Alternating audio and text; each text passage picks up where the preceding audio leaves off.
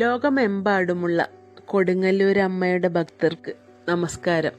നിരവധി അരയാൽ പേരാൽ മരങ്ങൾ തണൽ വിരിച്ചു നിൽക്കുന്ന 10 ഏക്കറോളം വിസ്തൃതിയുള്ള ക്ഷേത്ര മൈതാനിയിൽ ദീർഘചതുരാകൃതിയിൽ പണിത് ചെമ്പുമേഞ്ഞ ശ്രീകോവിലിനുള്ളിൽ സപ്തമാതൃക്കളോടുകൂടി ദേവി ഇഷ്ടവരദായിനിയായി വാണരുളുന്നു. രൗദ്രഗംഭീര മുഖഭാവത്തോടെ കണ്ണകി സങ്കല്പത്തിൽ അഷ്ടബാഹുക്കളോടെ പ്രതിഷ്ഠിച്ചിരിക്കുന്ന വിഗ്രഹത്തിന് 6 അടി പൊക്കമുണ്ട്. കിഴക്കോട്ട് ദർശനമായി ശിവൻ ഉപപ്രതിഷ്ഠയായി കുടികൊള്ളുന്ന ഇവിടുത്തെ മുഖ്യ ശ്രീകോവിലിന് കിഴക്കു ഭാഗത്തുള്ള രഹസ്യ അറയെ ശ്രീമൂലസ്ഥാനം എന്നു പറയുന്നു. അകത്തുനിന്ന് പൂട്ടിയ കതകോടുകൂടിയ ഈ രഹസ്യ അറയാണ് ദേവിയുടെ ശക്തി കേന്ദ്രമെന്ന് വിശ്വസിക്കപ്പെടുന്നു.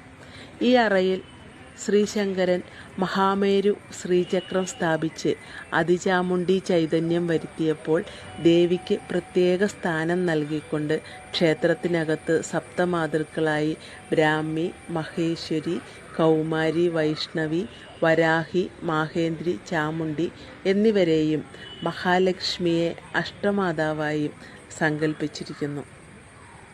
അമ്മേ ശരണം, ദേവി ശരണം. എന്നിട്ട് ദാരിയനെ വധിച്ച് ശിരസ്സോട് കൂടി, അപ്പോൾ കാണാൻ വേണ്ടിയിട്ട് ദാരിയനെ കൊന്നു എന്നുള്ളതിനെ അടയാളം വേണ്ടേ, അതിന് വേണ്ടിയിട്ടാണ് ദാരിയൻ്റെ തലന്നെ അറുത്ത് ഭഗവതി കൈപ്പിടിച്ച് വരണത്. അങ്ങനെ വന്നു കഴിഞ്ഞപ്പോൾ കൈലാസത്തിൽ വന്നു കഴിഞ്ഞപ്പോൾ പറഞ്ഞു ഇവിടെ ഇരിക്കാൻ പാടില്ല, ഞാൻ ഇവിടെ തന്നെ ഇരിക്കുള്ളൂ, അച്ഛൻ്റെ അടുത്ത് തന്നെ ഞാൻ ഇരിക്കുള്ളൂ എന്ന് പറയാണ്.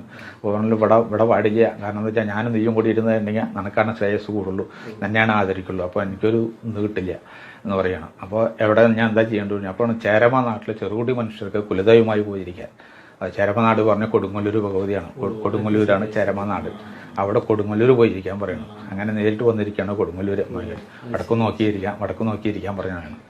അങ്ങനെ ചേരമനാട്ടിൽ ചെറുകുടി മനുഷ്യർക്ക് കുലദൈവമായി പോയിരിക്കാനാണ് പറഞ്ഞത്.